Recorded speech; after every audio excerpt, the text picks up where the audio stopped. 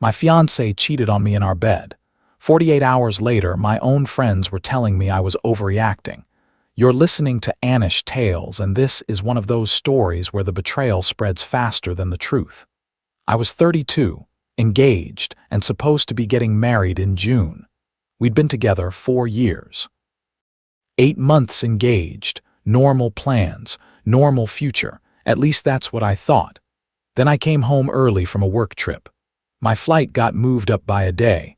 I didn't text her because I wanted to surprise her. Maybe pick up dinner, put on a movie, do the boring couple stuff that starts to feel valuable once it's gone. I walked into the apartment and heard bedroom sounds no one should hear in their own home. My brain stalled out for a second. Then I opened the door. There she was, with my coworker, a guy I had introduced her to myself. She screamed.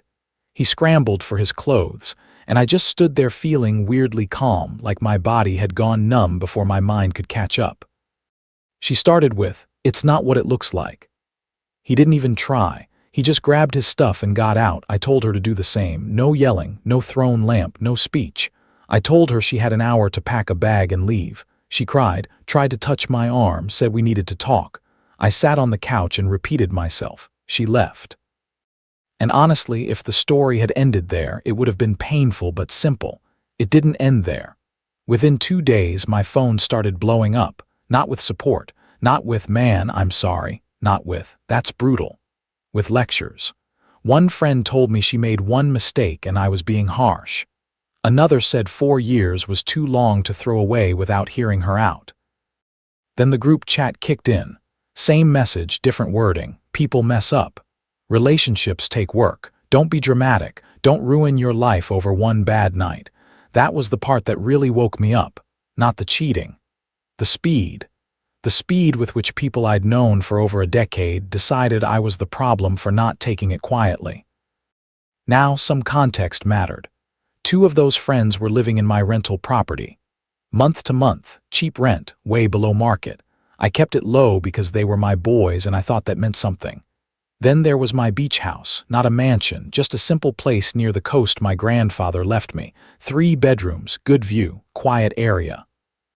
Over the years, it had somehow become the friend group's free vacation spot, barbecues, holiday weekends, birthday trips, random drop-ins.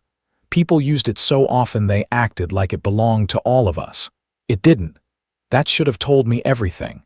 I sat there reading those messages and realized not one of them had asked what I needed. Not one of them had said, "That's awful." They went straight to protecting her and preserving access to the life I provided, so I stopped arguing in my head and started making decisions. Monday morning, I called my property manager and told him to start the eviction process on the rental. Month-to-month lease. Proper notice. Fully legal. Then I drove to the beach house and changed every lock. Front door, spare lock, gate code, everything. After that, I sent one message to the group chat. "I need space from this situation and from people who chose it. Don't contact me for a while." Then I left the chat and blocked all of them. Maybe that sounds cold. It felt clean. For about 2 days. Then reality hit them. The eviction notice got delivered, and suddenly people who had called me dramatic were now calling my family. My mom got a tearful call asking why I was kicking someone out of his house. Not my house. His house. Interesting choice of words. My sister got messages from girlfriends asking if I was okay mentally. A coworker of mine got approached near the office by one of the tenants fishing for information. Apparently, once they couldn't guilt me directly, the new angle was concern. That is not concern. That is pressure wearing a nice jacket. Then they showed up at my apartment. Saturday morning. Hard pounding on the door. I checked the peephole and saw my ex, both tenants, and a couple more from the old friend group. I didn't open it. I asked through the door, "What do you want?" My ex said, "Please, we just want to talk. This has gone too far." One of the tenants jumped in right after her. "Dude, you're seriously kicking us out over this," I said. "You picked her side in about 12 seconds. Funny how fast loyalty works when it's not yours." They tried every angle. My ex said it was one time and she was drunk and things between us had been weird. I told her I didn't care why she did it. I cared that she did it. One friend said they were just trying to help me think clearly before I destroyed my life. I said, "My life isn't destroyed. Yours is just getting less comfortable." That was when the real panic started to show. One of them asked about the beach house, said he'd tried going down there and the code didn't work. Another said they already had plans for Labor Day. Someone else had apparently invited family there for Thanksgiving without ever asking me. That part almost made me laugh. They had gotten so comfortable using my things, my properties, my time, that losing access felt to them like abuse. I told them none of them were welcome there anymore. Silence for maybe 2 seconds. Then total chaos. "You can't do that. We already made plans. You're ruining everything. Over a relationship issue." A relationship issue. That was how they framed it. Like I was being petty over some little misunderstanding, instead of the fact that my fiancée cheated on me, and my closest friends responded by demanding I be more accommodating. Then one of the tenants tried bargaining. He said they couldn't find another place that cheap. Asked if I could extend the deadline. Offered to pay more. I told him the property wasn't available anymore. Said I was selling it. That part was a lie. I had no plan to sell it. But hearing the panic in his voice after months of acting entitled to my generosity was not a bad moment. They went from guilt to threats after that. Lawyer threats. Family guilt.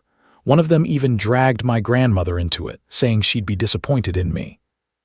That one actually made me laugh through the door. Eventually they left. Not before my ex shouted that I was going to die alone and no one would ever love someone this cold. I went back to my coffee. It was cold too, but it still tasted better than anything I'd had all week. After that, things got uglier in smaller ways. The tenants tried to stall the eviction by suddenly discovering tenant rights. My property manager handled that. Proper notice had been given. If they stayed past the deadline, it would move to formal eviction and land on their record. They left at the last possible moment, and they landed hard. The cheap place they'd been living in for years was gone. Last I heard, 4 adults were squeezed into a 1-bedroom apartment trying to split rent that was almost double what I'd charged them. Then there was the beach house. A few days after I changed the locks, my Ring camera caught someone at 2 in the morning trying the handle, then the windows, then circling the place before giving up. One of the old group. Couldn't tell which one clearly, but it didn't matter. The point was obvious. Even after being cut off, they still thought maybe they could force their way back into the version of me that used to say yes. So I saved the footage and got a lawyer. My ex sent an 8-page handwritten letter after that. 8 pages. She blamed my coworker for pursuing her. Blamed me for being emotionally distant. Blamed me for caring more about property than people.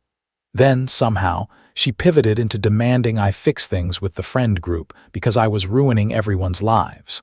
That was the moment I stopped feeling angry, because anger means there's still a part of you waiting for the other person to make sense. There was no sense here. She cheated. My friends defended her.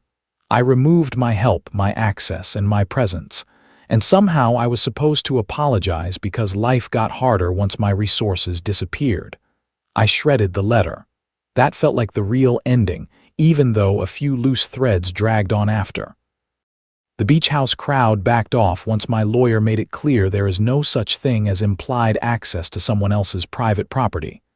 The coworker got transferred after office rumors started chewing through his reputation.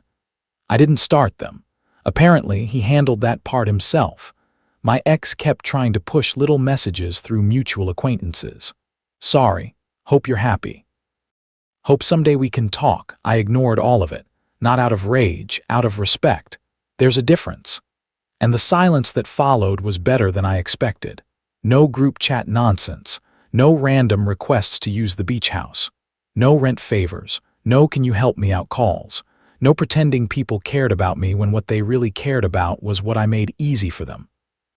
I listed the rental at market rate and found new tenants almost immediately. A young couple. Good references. Grateful. Normal. Then I spent a weekend at the beach house by myself. No one asking me to bring extra beer. No one leaving dishes in the sink. No one treating the place like a free resort they were entitled to. Just the sound of the water, a book, and the kind of quiet I hadn't realized I'd been missing for years. That was when I understood what I had actually cut off, not just a cheating fiancé. A whole ecosystem of people who had gotten very comfortable with me being useful. I do miss parts of it sometimes. 12 years is a long time.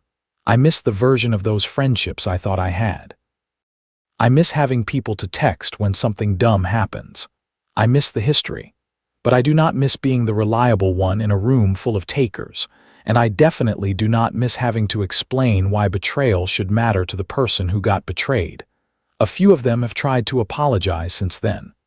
Real apologies, maybe, maybe not, I don't know. I never responded, because people who truly wanted what was best for me would have asked what I needed the moment I got hurt. They wouldn't have waited until the rent changed, the locks changed, and the beach weekends disappeared. That is when the truth usually shows up, not when people lose you, when they lose access. So that's where it ended. My ex is gone. The old group is gone. The rental is rented. The beach house is quiet again. And Labor Day weekend is officially their problem now. A couple things feel obvious after all this.